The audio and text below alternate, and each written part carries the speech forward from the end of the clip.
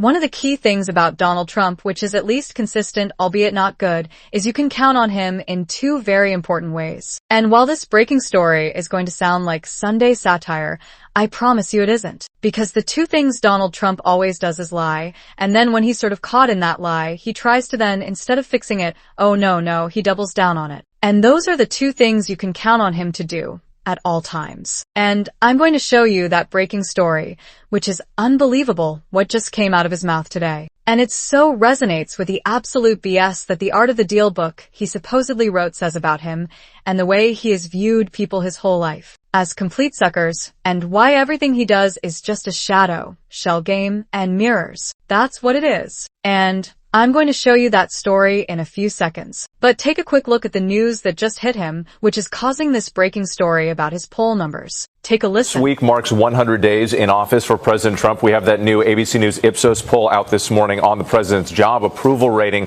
What is that telling us? You know, our new poll shows some warning signs for the White House as they hit that 100-day mark. Just 39% of Americans approve of how Trump is handling his job as president. That's the lowest 100 days approval rating of any president in the past 80 years. And on the issue that largely put him in the White House, as we said, the economy, Americans hold widely negative views of Trump's performance. 53% say the economy has gotten worse since Trump took office, and 72% say it's very or somewhat likely that his economic policies will cause a recession. So a lot of fear and negativity out there, Whit. A lot of his initiatives, like cutting medical research funding and ending birthright citizenship, are also not sitting well with the public as well.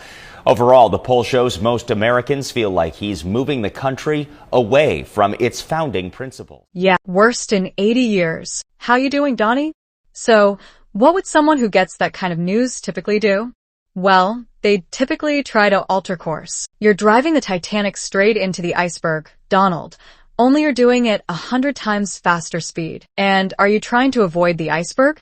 Oh, no. He's going to try and play the art of the steal on all the Americans again, and just flat out lie to him. You cannot believe what he just said. Here is the breaking story. Wow. Breaking news. As multiple polls show Trump with the lowest 100-day approval rating in 80 years, he is now desperately promising lower taxes, claiming tariffs will pay for them, but Americans aren't buying it. Directly from Donald Trump himself on Truth Social, he just said this: when tariffs cut in, many people's income taxes will be substantially reduced, maybe even completely eliminated. Focus will be on people making less than $200,000 a year. Also, massive numbers of jobs are already being created, with new plants and factories currently being built or planned. It will be a, in all caps, bonanza for America. The External Revenue Service is happening.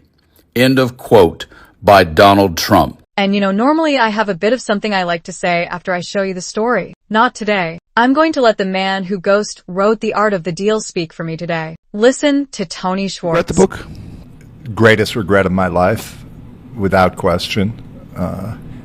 I wish the book weren't even in print. And, you know, I've spent 2.5 years now, after not speaking about the book for 30 years. Once Trump began to run, I've spent 2.5 years out there trying to warn people about who this man is. And yeah, it's something I can't ever really fully make right. My 2-year-old grandson has a longer attention span than Donald Trump is itself terrifying. The co-author of The Art of the Deal went public with some disparaging claims about Donald Trump, including the claim that Trump made no meaningful contributions to writing the book. Tony Schwartz told ABC it's his civic duty to speak out about Trump's poor character. The business book/memoir was published in 1987 and held on to a spot on the New York Times bestseller list for weeks. He's previously pointed to the book as one of his qualifications for president. What's the core of this regret? That I knew this was a bad guy when I did the book. We need a leader that wrote The Art of the Deal, After Trump's announcement, Schwartz tweeted, "Many thanks, Donald Trump, for suggesting I run for president." Schwartz says the book is deceitful and he regrets writing it. But with the possibility of Trump becoming president, he said it was time to speak up. He told The New Yorker, "I genuinely believe that if Trump wins and gets the nuclear codes, there is an excellent possibility it will lead to the end of civilization." Trump says he was the one that wrote the book. I had just some few months earlier written a piece about him as a staff writer at New York Magazine, which is where I was. In reporting that piece, it was very clear to me that this was a guy who lacked ethics and was willing to push the envelope very, very intensely when it came to the law.